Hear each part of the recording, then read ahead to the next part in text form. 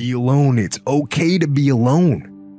Some people get freaked out when they're alone. It's okay to be alone. It's okay. It's okay to be alone. There's no big deal.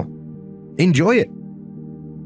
Do something productive and build that trust up in yourself. You know, look back at the situation, learn from it. Start with yourself, right? Rely on yourself, trust yourself. Because when someone breaks our trust, we question ourselves too. Yes. Like we think my judgment's bad.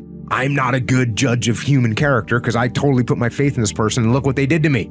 So now we don't trust her. So you got to build that trust up.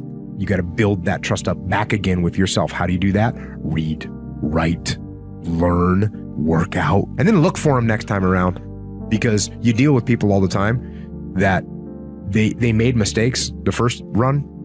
They go back and they make the same mistakes the second run. They go back and make the same mistakes the third run. That's when you got to start blaming yourself on your situation. That's why I said you got to like build a relationship with yourself. You got to learn yourself. You got to trust. You got to learn to trust yourself. So spend some time doing that. There's a process to all this stuff, man. The process starts with, you got to shut off technology.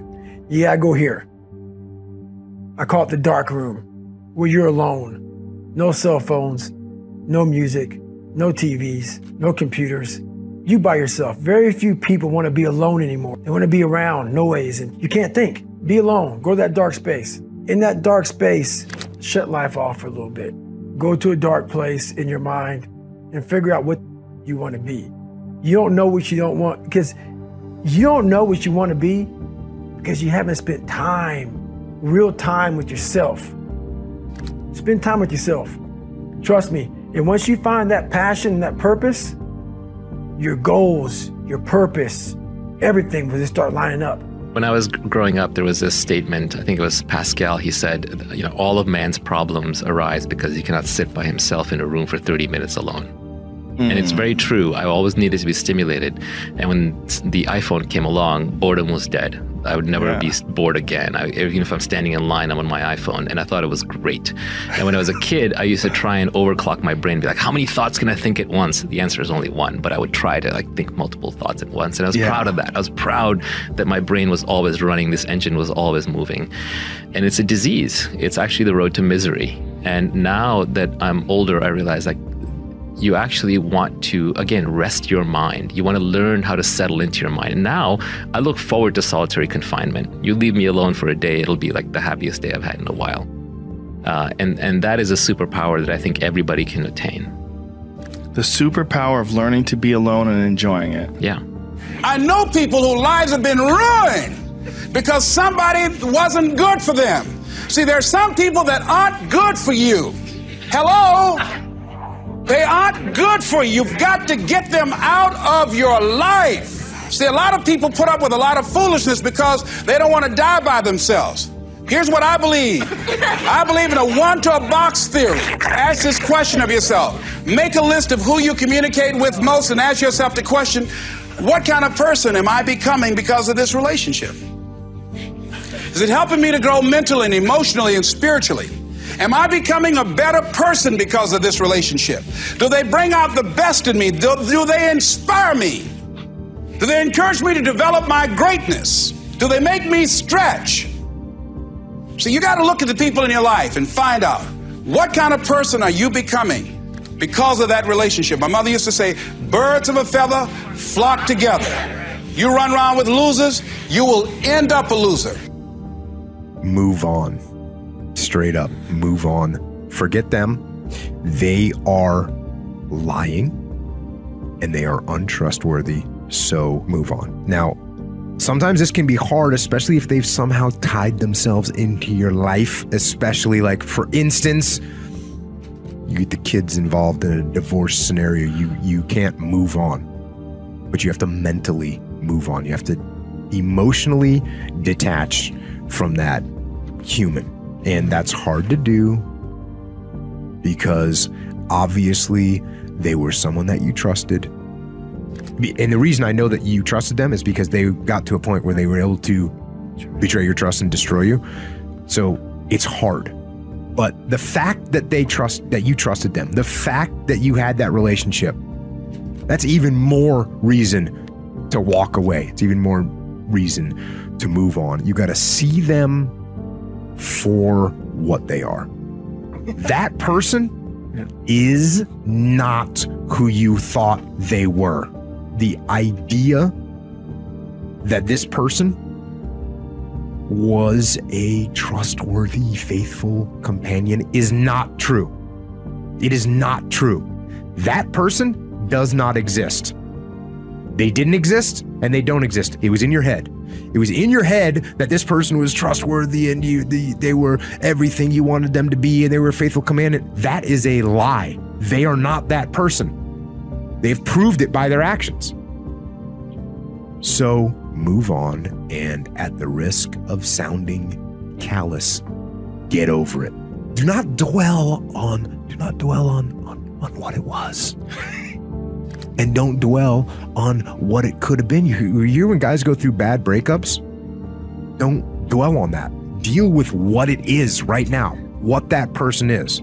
Deal with reality, accept reality, and be thankful for reality. Be thankful that you were able to learn before you invested more into this person. Be thankful that you found out when you did that this person was a liar, that this person was unfaithful, was untrustworthy. Be thankful that you know it, and you know it now instead of later. And you know what else is going to make it a lot easier to get over these situations is recognize that there's plenty of people out there in the world that are trustworthy and that are faithful, good people. They're out there. Go find one of them. But don't think that that person that you had was the only one in the world. They're not. It's great when people believe in us, cheer us on, make us feel valuable. We love when our spouse compliments us. A friend is there to give encouragement. Our coworker stays late to help us on a project. God uses people to help move us toward our destiny. But here's the key. You can't become so dependent on people that you're getting your worth and value out of how they treat you. It's easy to become addicted to compliments, addicted to encouragement, addicted to them cheering you on. Now you rely on them to keep you feeling good about yourself, to always be there to validate you, to make you feel approved. Like a drug, if they don't keep you fixed, meet all your expectations, you get discouraged, feel inferior, work overtime to try to win their approval. The problem is you're trying to get from people what only God can give. Your worth, your value doesn't come from another person, it comes from your Creator. And if you rely on people, you'll be disappointed. People will let you down. People will get busy and not be there when you need it. Sometimes people will even turn on you.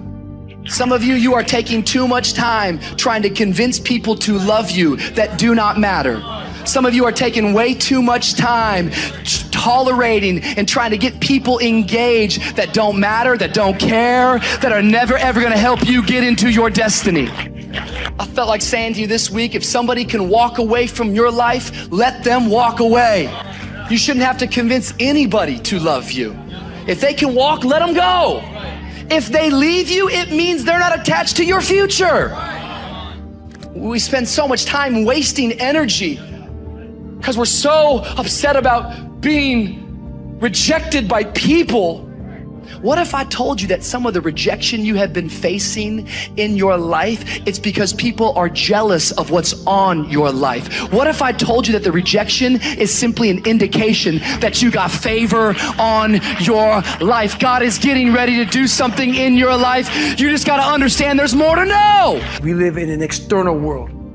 Everything is you got to see it, touch it. It's external. If you can, for the rest of your life, live inside of yourself. Stop listening to people who are calling you fat, gay, transex. Everything that is makes no sense. All these insecure people putting their insecurities on you, you gotta flush it out. You gotta just be whoever the hell God or whoever the hell you believe in. If you believe in nothing but yourself, I don't care what it is. You gotta take everything and throw it away. You have to believe in one thing, and that is yourself. And I'm not saying don't believe in God or what you believe in, but right now, for you to find greatness in yourself, you're not gonna find it by looking in a book or by even hearing me. I may give you the spark, but you've got to go inside yourself to find it. And that means you gotta be quiet. Go in a room, stop talking, search your soul, search your mind, search your abilities, and you'll find it. But if you're not looking for it, you won't find it. So you gotta go start your journey.